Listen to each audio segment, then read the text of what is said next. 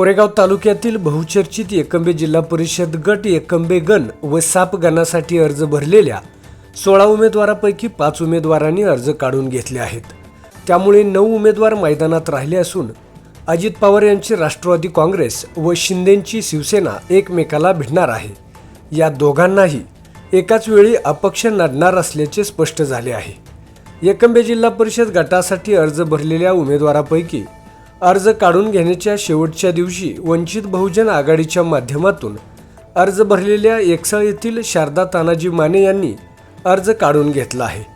तर साप गणातून जायगाव येथील महेश ज्ञानदेव कदम, अपशिंगे येथील पोपट विठ्ठल ताटे, अपशिंगे येथील दत्तात्रय बाळकृष्ण भोसले व साप येथील तुषार हरिभाऊ जाधव या 4 उमेदवारांनी एकाच दिवशी अर्ज काढून घेतले आहेत। यामुळे लढतीचे चित्र स्पष्ट झाले असून एकंबे जिल्हा परिषद गटातून एकसळ येथील राष्ट्रवादी काँग्रेस पक्षाच्या उमेदवार राजेश्वरी दयानंद भोसले, एकसळ येथील शिंदेंच्या शिवसेनेच्या उमेदवार सुनीता जवाहरलाल भोसले व अपशिंगे येथील अपक्ष उमेदवार सुनीता संतोष भोसले यांची तिरंगी लढत निश्चित झाली आहे। पंचायत समितीच्या एकंबे गणातून एकंबे येथील राष्ट्रवादी काँग्रेसचे उमेदवार केतन अर्जुन चव्हाण, शिरंबे येथील शिंदे सेनेच्या शिवसेनेचे उमेदवार ॲडव्होकेट नितीन नामदेव भोसले व शिरंबे येथील अपक्ष उमेदवार संतोष सुरेश भोसले यांच्यात थेट लढत होणार आहे।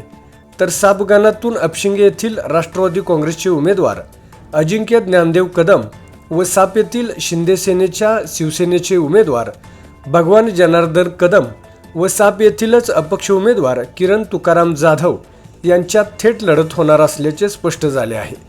दरम्यान एकंबे जिल्हा परिषद गट एकंबे गण व साप गणामध्ये अपक्ष अर्ज भरलेल्या उमेदवारांची राष्ट्रवादी काँग्रेसच्या उमेदवारांनी उमेदवारी अर्ज काढण्यासाठी प्रचंड प्रयत्न केल्याची चर्चा आहे, परंतु अपक्ष आपल्या भूमिकेवर ठाम राहिले।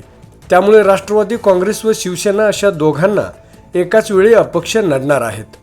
अपक्षांच्या पाठीशी ताकद कोणाची, त्यांच्या उमेदवाराचा फटका नेमका कोणाला, तर फायदा कोणाला होणार, याबाबतचे तर्कवितर्क मतदारसंघातील मतदार आपापल्या सोयीने लावू लागले आहेत। तसेच साप गणात दाजी विरुद्ध मेहुणा अशी लढत होणार आहे।